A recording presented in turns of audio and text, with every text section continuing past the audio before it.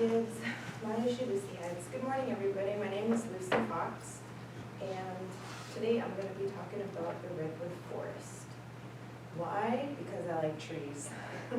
They help ground me when I have anxiety, so they're kind of like have my favorite trees there. So, where is the redwood forest? It's on the west coast of the United States. When I first uploaded my PowerPoint, I had a little map of it, and it showed where it was, but for some reason it didn't upload. But it borders Oregon into Northern California down the coast, about 450 miles.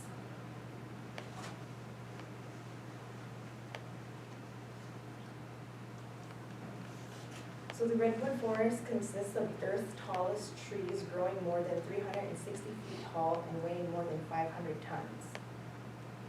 The trunks can extend over 24 feet wide, and redwoods receive up to 40% of their water supply from the fog. And the picture shown is called the General Sherman, and this is not only the largest living tree in the world, it's the largest organism on the planet. At 2,100 years old, 275 feet tall with a 100-foot wide trunk. This picture does no justice to it. It's huge. The kinds of trees in the redwood forest, we have coast redwoods. These are the ones, there's about 5% of the original coast redwood remains along the 450-mile coast strip. They are one of the fastest growing cone-bearing trees. The tallest coast redwood is 380 feet tall, located in the Redwood National and State Parks. The widest is 29.2 feet, also located in the Redwood National and State Park. The giant sequoia. This one is found at elevations of 4,600 to 7,050 feet and can live up to be 3,000 years old. Giant sequoias grow large because they live a very long time and they grow quickly. The tallest sequoia is 316 feet, located in Mountain Grove. The widest is 31.4 feet, located in Kings Canyon National Park. And then we have the dawn redwoods. The dawn redwoods are mainly located in China.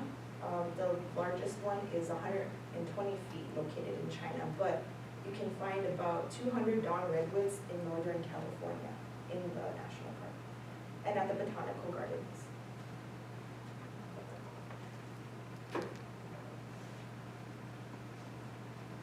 Some threats to the redwoods, the climate change.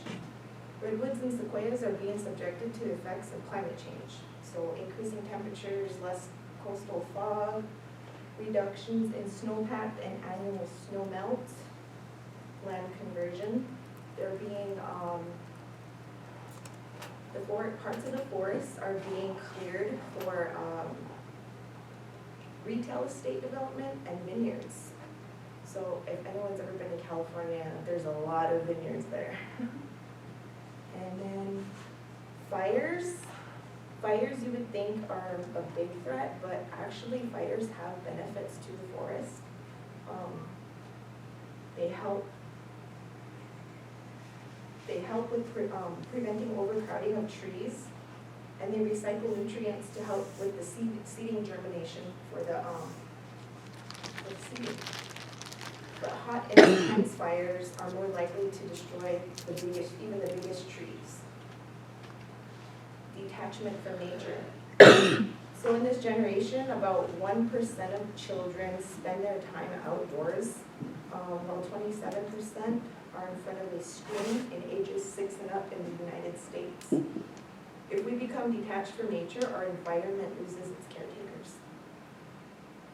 Burl poaching is another one, and this is just the illegal cutting of trees, whether they are dead or alive.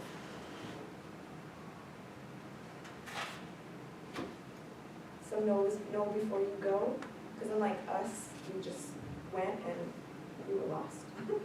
So passing through the forest is free except tourist attractions. There are maps and guidebooks online at savetheredwoods.org. the best time to visit is Memorial Day weekend because it's less crowded. Mosquitoes are big through June through August, so always carry bug spray. I mean, you would carry bug spray even when you're not. And carry bear spray. There is wildlife there. Some of the animals that share the natural habitat are mountain lions, black bears, elk, beavers. There's around 280 bird species. That's a third of, I believe, the United States. There's 800 something bird species in the US. Garter snakes, salamanders, snails, deer, salmon, crawdads. Believe it or not. I think they're crawdads.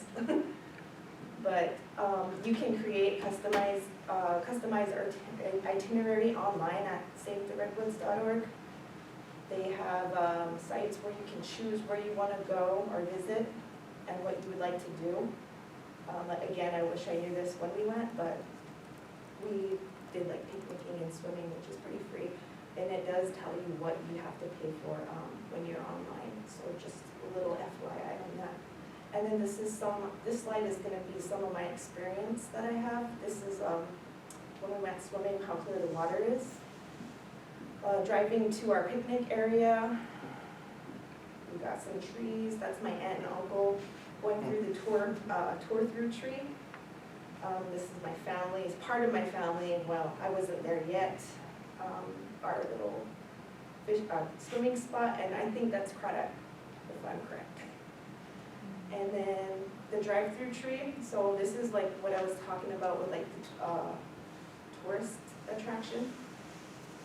$15 to go through that, guys. It's just a tree with a hole in it. And then there's the wildlife. I've seen 2 black bears while we were there. I was lost and I had to stop and get a map. So I got that. This is some tree art people did with their skills there. And Jedediah Smith is where we went in 2015. This is a picture of my children and I. I don't even remember the ages right now, but we passed through again 7 years later. Same place, same tree, and we recreated our picture. So